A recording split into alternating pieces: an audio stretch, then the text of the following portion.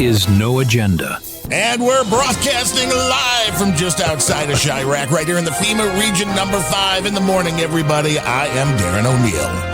And from the pretentious Connecticut shore, this is Larry Blydner, keeping commies and creeps at bay with my gleaming scimitar of truth. It's Darren and Larry. In the morning. Yeah, that was weird. That was stimulating, especially those dropouts. Was that just on my end? I double-clicked. That was the problem. Sometimes you single-click, sometimes you double-click. But when it's live, baby, it is live. It's live. So you get your single mistake out of the way. Now you'll be perfect for the rest of the show. Everything's going to be great. People are like, who are these guys? What is going on? We're not telling them anything. They have to ask us. It's a secret. I understand. This is the show must go on. This is the time. Yes. Thursdays and Sundays. Right now, No Agenda happens no matter what. No matter what. And with the sad passing of John C. Dvorak, Adam Curry needs a couple of weeks off. And he asked the two kids that just wanted to go joyride the car if they wanted to do the show. And I wasn't going to say no. No. And you couldn't say no for me. I speak for myself. We've been doing a little show called Planet Rage for the last 5 years. 5 years at the end of August. Isn't that amazing? And we basically stole the whole No Agenda vibe. It's a clip show.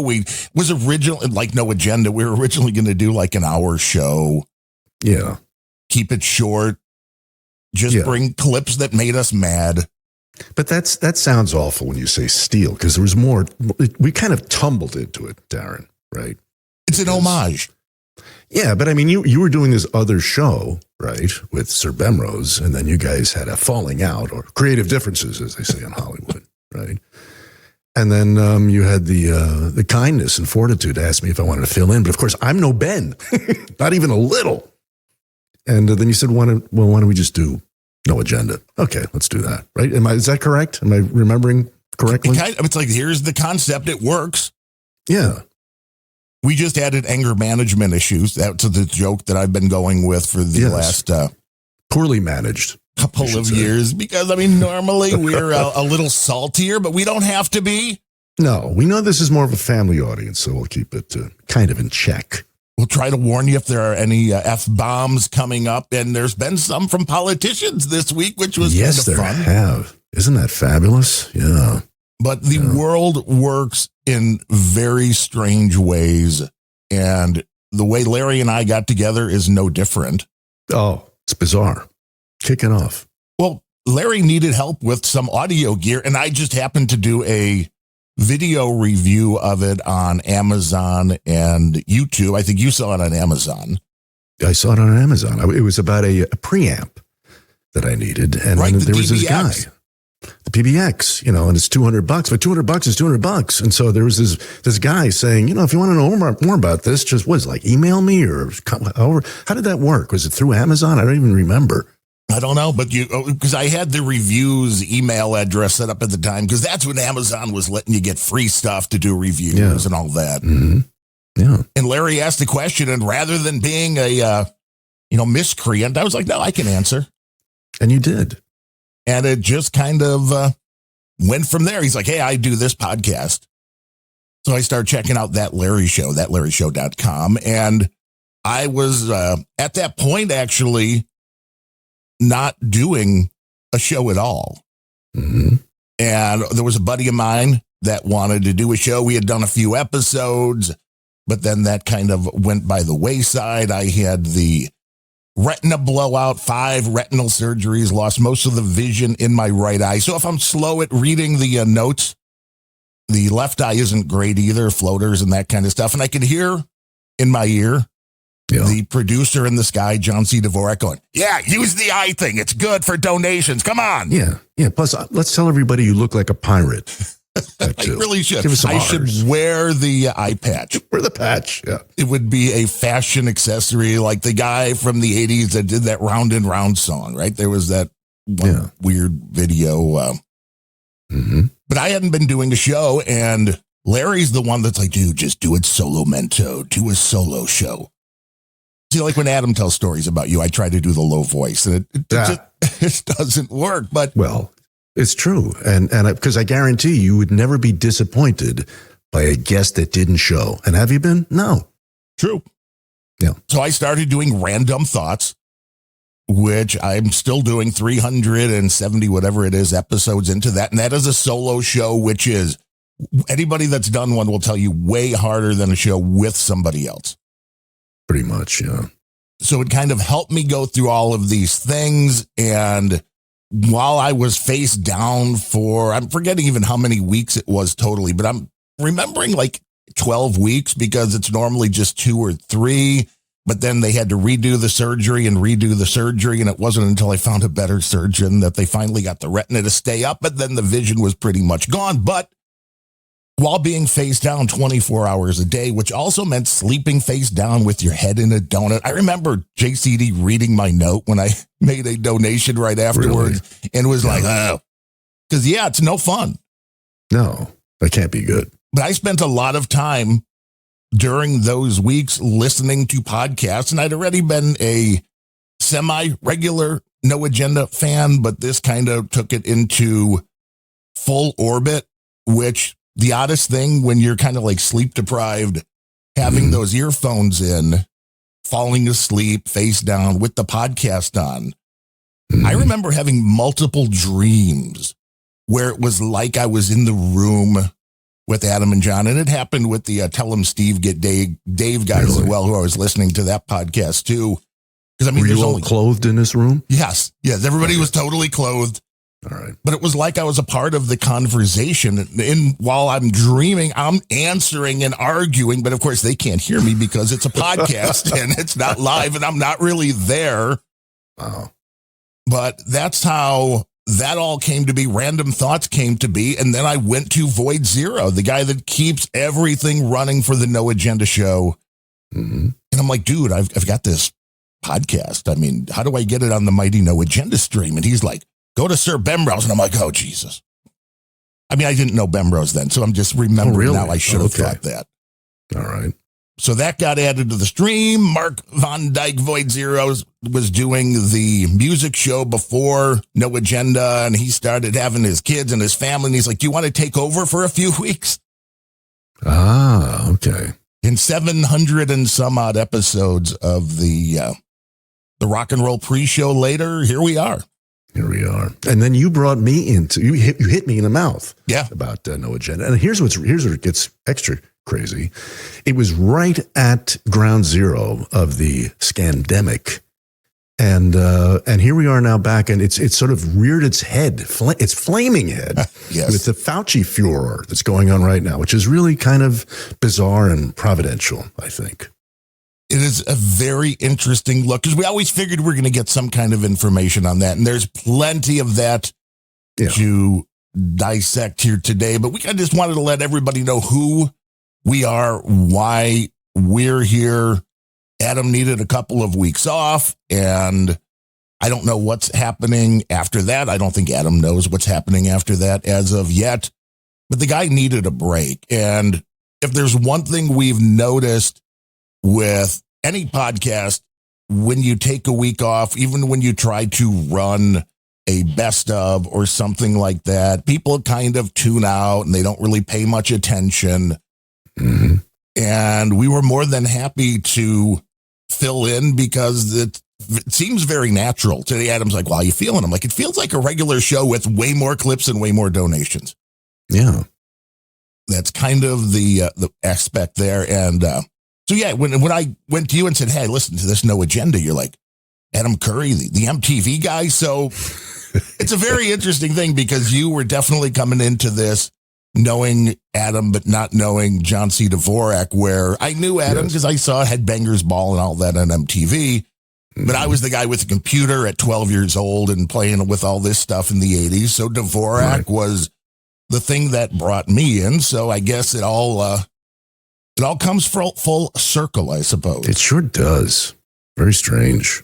And the universe works in very weird ways. It does. It's glorious. The only time I'd ever spoken to this many people, and hello, Gitmo Nation. Thank you for letting us come into your ears today. Yes, thank you, one and all. Thank you, producers, which we plan to convert to plaintiffs. No, just kidding. Criminals, right. Exactly. The only time was I won a radio contest back in the day to go in and do these sports on the Loop FM 98 for one segment. So it was like 15 minutes because the guy that normally did the sports was on vacation. And the guy that I went in to do his show was the great Jonathan Brandmeier, Johnny B. Johnny B. So when I tuned into No Agenda again around that time of the eye surgery, it's like I noticed that and I don't know how far back it goes, but the voice that you hear or have heard at the beginning of every No Agenda up until today that says, it's crackpot and buzzkill, that's Johnny B. Mm-hmm. So it's like this was just a very weird full circle moment for me as well. Because if it wasn't for Johnny B, I would have never started playing with microphones and pretending I'm doing radio shows and all of that. Oh, dude, when I was like 10, 12, whenever he hit Chicago in high school, slightly before, I would get up at like 5 in the morning in the summertime just to listen to Johnny's show on the Loop because it was hilarious. So he was your unknowing mentor. Wow. Yeah, no doubt about it. So when I heard his voice at the beginning of every No Agenda, I'm like, this is interesting. Yeah. So the universe, I don't even try to figure out exactly why things happen at this point. I just go with them and say they happen for a reason. Well, it happened even again yesterday when we were doing Planet Rage.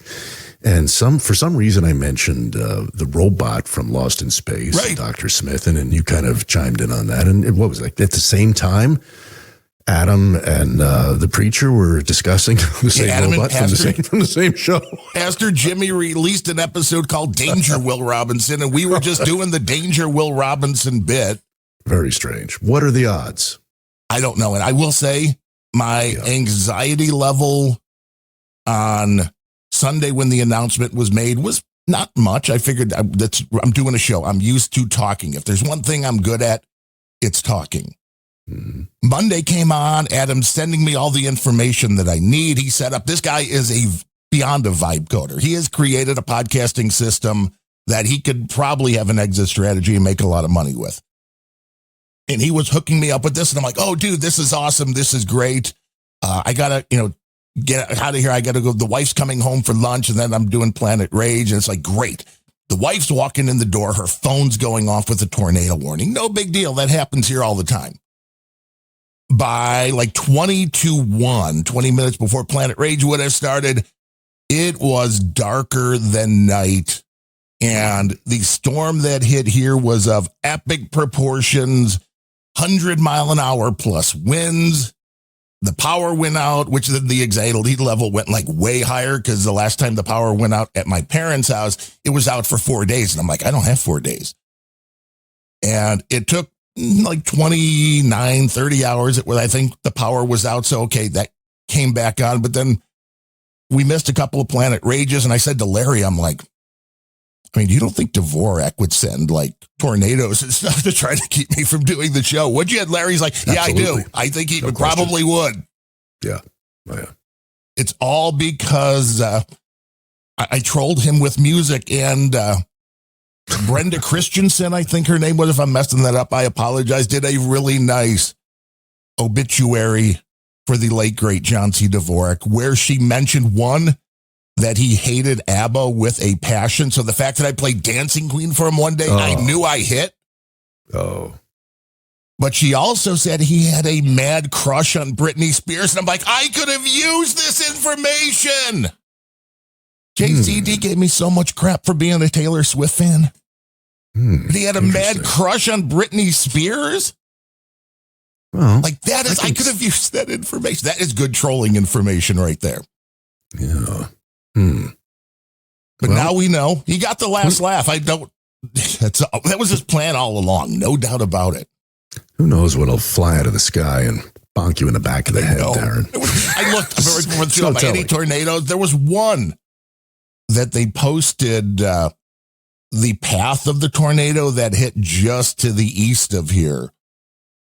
And I was watching Max Velocity. So Mimi, I love Max Velocity. When the power was going out and the weather's bad, I'm tuning into Max Velocity because the people local, they're garbage. So I'm watching Max Velocity, and they've got the storm chasers that are in the town like 2 miles away from here. Mm-hmm. And a professional storm chaser driving through this is what they do every day, is yelling, "Holy shit!" Yeah, I'm like, okay, we know this is bad.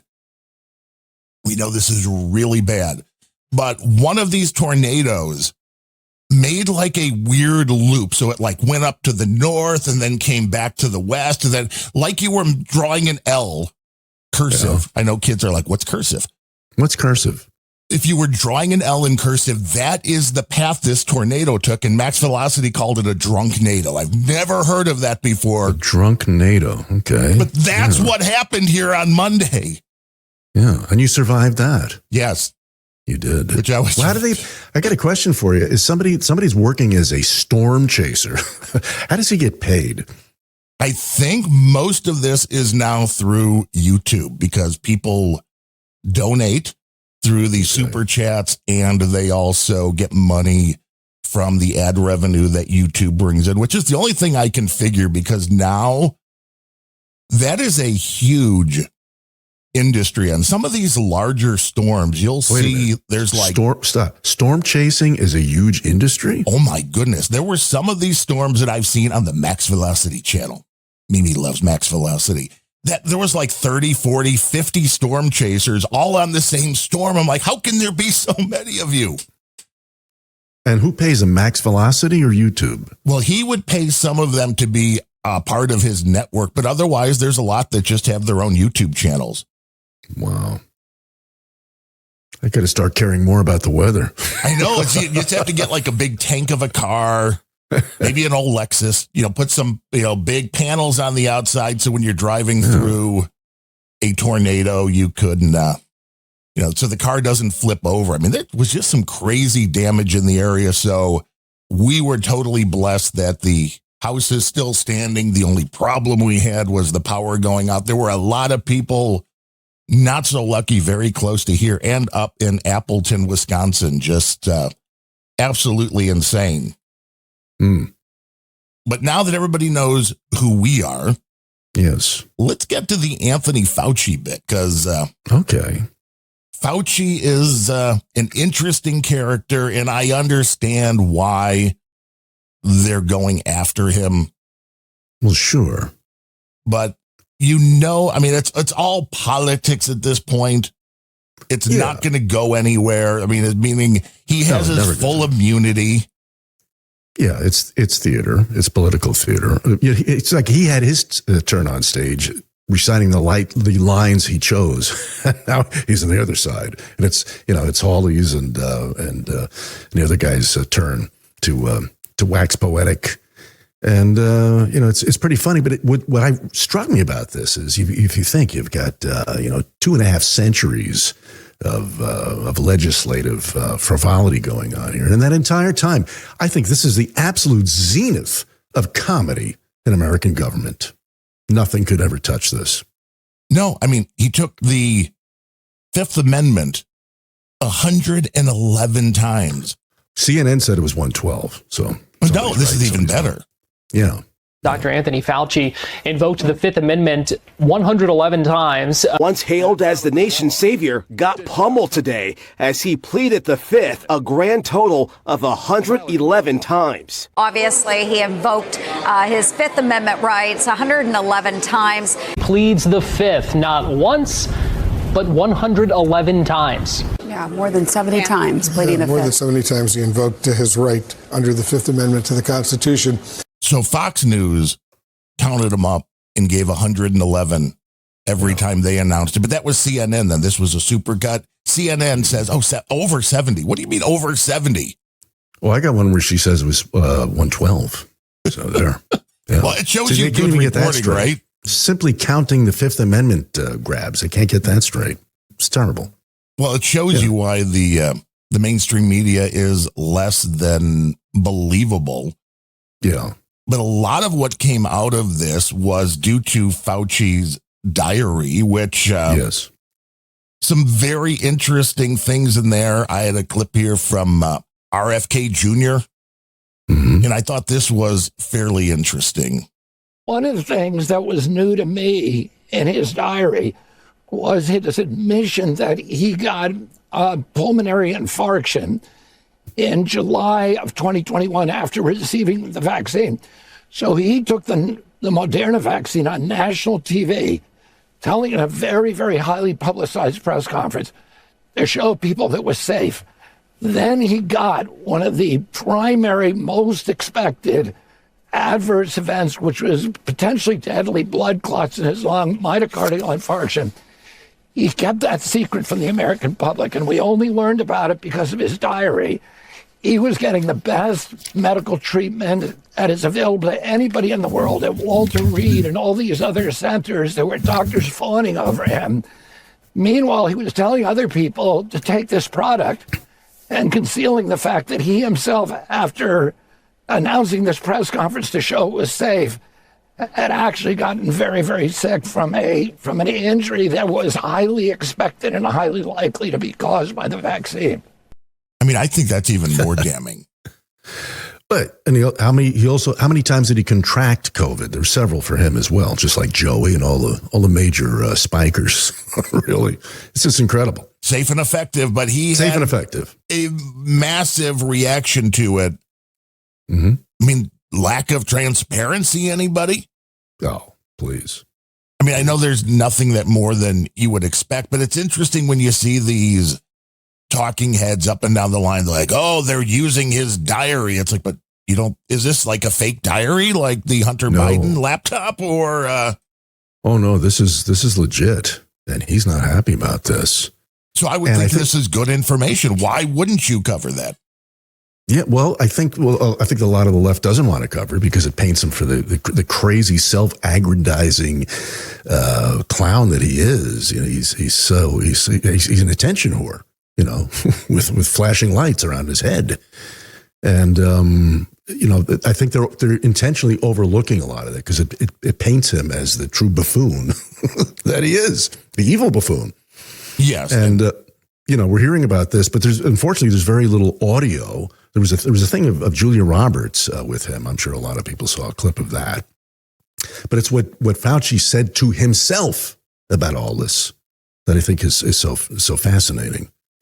And I have 3 very brief entries that I plucked out from, I think it was like a 1,100 page PDF. It was a huge document, all this crap that I think that people might enjoy hearing. I don't know.